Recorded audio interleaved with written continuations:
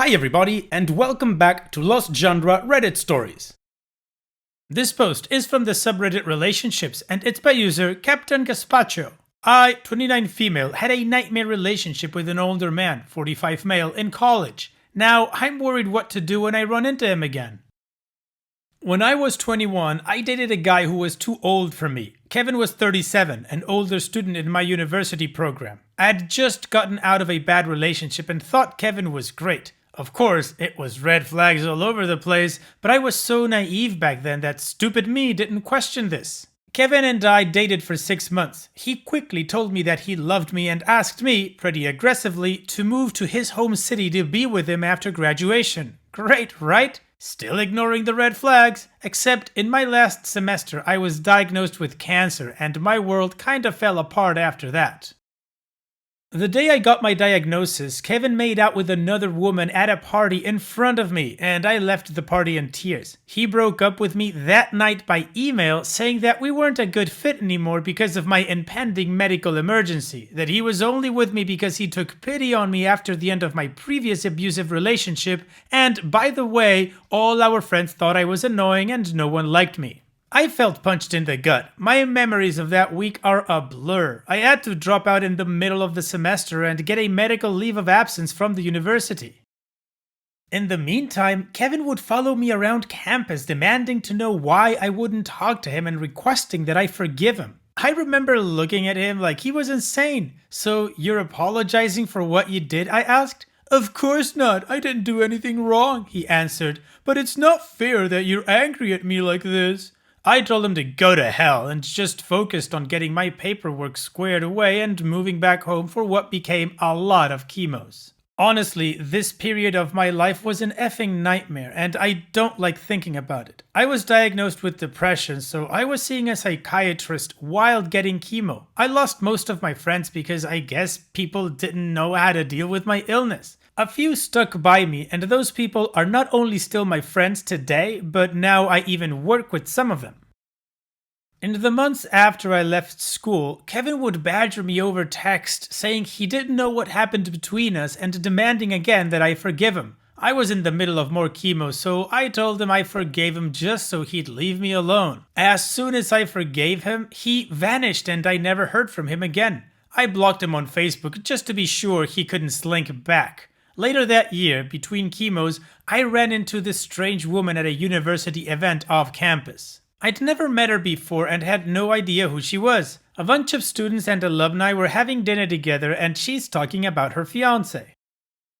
Guess who it is? Kevin, of course. I'm confused because a few months of dating is a short time to know someone before you get engaged. But what do I know since Kevin was very fast in telling me he loved me and asking me to move in with him. But when I asked how long they've been together, she says something crazy like 3 years. At this point, I'm in total shock and realize Kevin was having an affair with me, that our whole time together was a lie. I had no idea. I left in a daze and cried in the parking lot. In hindsight, I should have warned this woman, but at the time I was in shock, sick, not interested in starting drama at a table full of strangers, and I was exhausted. I thought later of finding her on Facebook, but I didn't know her name and I was worried that telling her would start another round of harassment from Kevin, so I dropped it.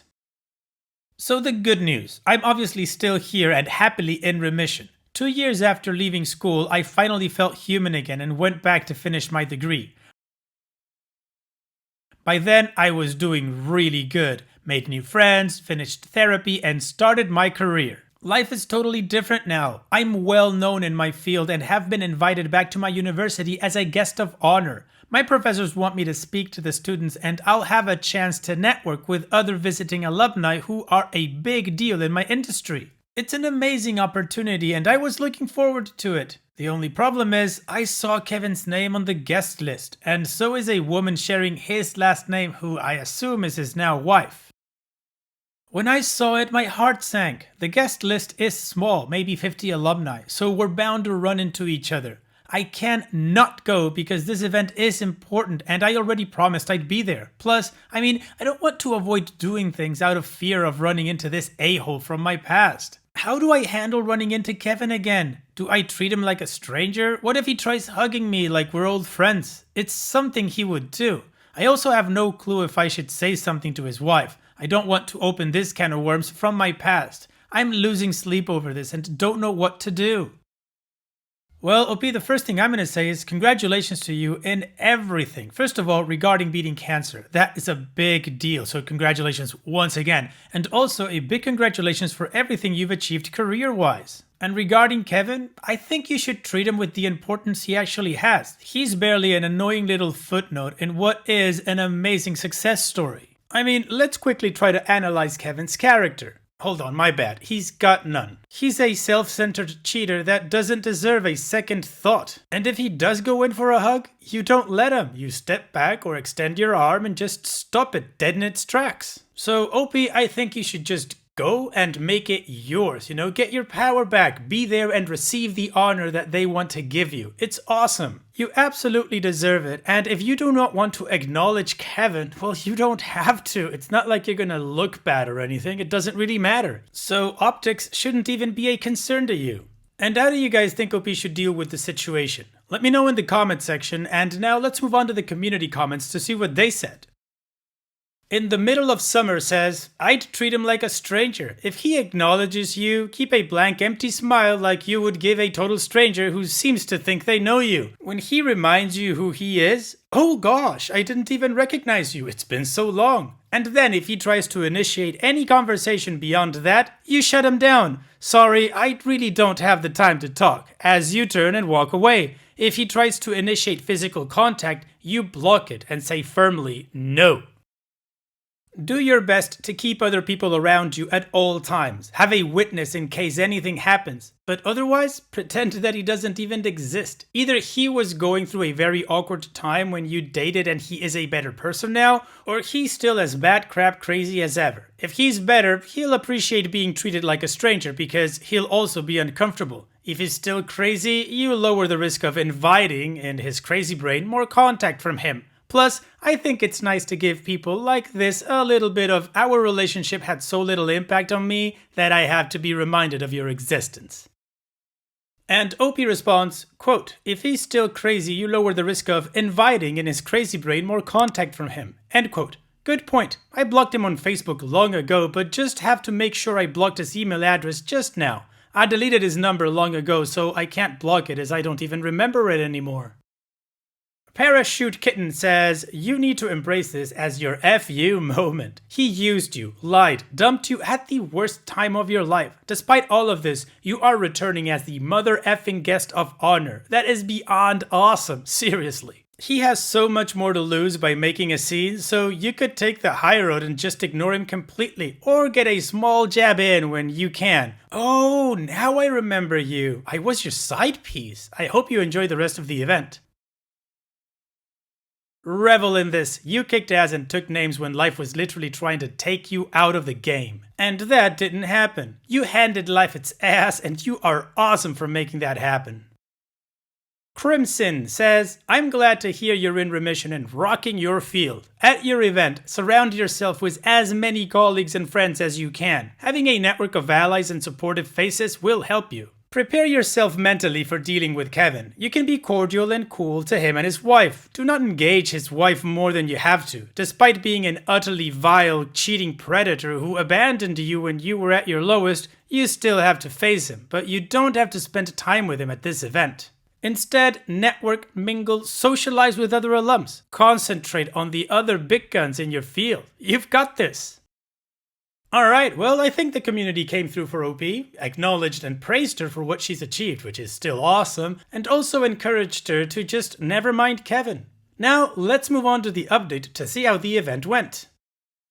Well, thanks for your feedback, guys. I wanted to give you all an update. So, something I failed to mention in my last post is that my mom used to teach at my alma mater before she recently retired. She didn't know about my brief relationship with Kevin years ago. After writing my post, I decided to share with her everything that happened. Mom immediately got this weird look on her face and said she knew exactly who I was talking about because she used to teach in my department. She said, I don't think Kevin will be a problem for you. When I asked why, she said, trust me, you'll see, that guy is kind of a loser. So I went to the event and it was amazing. I took some of the advice here and brought a friend so I would never be alone in case Kevin tried to pull something. I met a bunch of alumni and ran into a couple of people who I lost touch with when I got sick. Everybody was thrilled to hear how well I'm doing, and my speech got an ovation when I was done. Anyway, Kevin showed up with his wife. I don't know how to say this without sounding mean, but he's gotten fat and is going bald. I was surprised at how old he looked until someone told me he's almost 50 now, which means he lied to me when we were dating and said he was younger than he really was. Also, I heard from old classmates that Kevin is still studying for his degree, plus working nights to get by. Kevin was the only person at the event who avoided me. Like, it was obvious. I thought he was going to avoid me all night until I accidentally found myself alone for 30 seconds, which is when he nervously approached me to congratulate me. I smiled, said thanks, and kept moving. He tried cracking a dumb joke to me later, but I just ignored him, which seemed to frustrate him. Overall, I just spent the night focused on the people around me and forgot he existed. Interestingly, he managed to repeatedly piss off a bunch of people, including his wife and one of the deans, throughout the night with stupid comments. It got so bad that people started a running joke about what an insensitive moron Kevin was. I'm so glad I went and didn't allow one jerk from my past to make me hide. I had a great time and was surprised at how unafraid I felt when I saw Kevin again. The memories from that time of my life were so traumatic, but now he's just some jackass I once knew. I'm not sure now what the F I ever saw in him or why I was ever scared of him. Oh, and by the way, I recently started a great new job that came with a big raise, which means I'll have my student loans paid off this year. Life is good. Thanks for your help, Reddit. Opie's edit. Aw, the comments got locked fast. 2 things I wanted to add. 1. An acquaintance recently told me that apparently Kevin and his now wife were in an open relationship for a long time, including while he and I were together, and that she closed the relationship again a few years ago because she got annoyed. I can only imagine the shenanigans. I feel better knowing he didn't cheat on her, even though he still cheated on me. And of course, he didn't tell me about his wife at all. Whatever. And 2, my favorite part of the evening. I blocked Kevin on Facebook years ago, so he's had no updates whatsoever on my life, including the fact that I go by my birth name now. In college, everybody called me by a nickname, but no one's used it now in years. So all night he kept calling me by this super old nickname. People kept looking at him like he was crazy and saying, "Why are you calling her that?" And Kevin got super frustrated because he realized everybody was in on some joke that he didn't understand. No one would clue him in, I guess. Alright OP, good for you. Happy update it is. You got your power back, you had a fantastic time, and Kevin was again a tiny little footnote in the night. Thank you so much for sharing and all the best in the future OP. Take care. And now, let's move on to the next post. This post is from the subreddit Malicious Compliance, and it's by user Tautocrone1. Boss is going to keep asking me to work shifts when I take time off? How about I take a permanent vacation? This is the story of my former employer. I work in the Northeast US and my employer at the time was a very small company. Boss and 5 employees, in a very specific industry where 90% of our work was on construction sites, and finding a well-qualified person in this very specific industry is a very, very hard thing to do. My boss was the kind of boss that every employee hates. Corners were cut in every possible way in order to keep overhead costs down. On top of that, he would constantly overbook on jobs, like signing contracts for 6 projects during the same week knowing full well that he only has 5 employees. Which would result in the employees often working 14-hour days or more, which really sucks when you're on salary, no overtime. His worst attribute by far was approving time off and then, during your time off, calling or texting you asking if you would be willing to work a day or cut your vacation short. Sometimes he'd even ask you to move your time off to the next week or next month, when the workload lightens up. Hint, it never lightened up due to his constant overbooking. After working at this company for 6 years, I got used to all the aforementioned annoyances. But then things changed. My son was born. In the months leading up to his birth, I made it very clear that I would be taking a 5-week unpaid leave of absence once he arrives. The state we're in allows new parents to take up to 8 weeks of unpaid leave. I told my boss that I know 8 weeks would be a huge strain on such a small company, so I was willing to take 5 weeks, but those 5 weeks would be completely off the grid, meaning don't call me, don't text me. If you're going to ask me to do anything work-related, the answer will be no, so don't bother. I'm going to be spending time with my family. He 100% agreed. Fast forward to my son's birth. He was born on a Friday, and after a short stay in the NICU, don't worry, he's fine, was released on Monday and we took him home. Tuesday morning, the next day, I woke up to a missed call, an email, and 3 texts, all from my boss asking me to call him back as soon as possible. For reasons still unknown to me to this day, I called him back and he tells me there's a slight emergency. Code speak for he screwed up the scheduling and has a job with no employee at it. And asks if I could maybe come into work that day and maybe work a couple more days that week until he finds someone to cover it. I lost it. I literally felt something in my neck snap and unleashed a verbal assault on him that I still feel bad about now, a year later. I ended my rant with an apology. As much of a douche move it was for him to be calling me in that situation, it was still completely unprofessional of me to say what I said to him.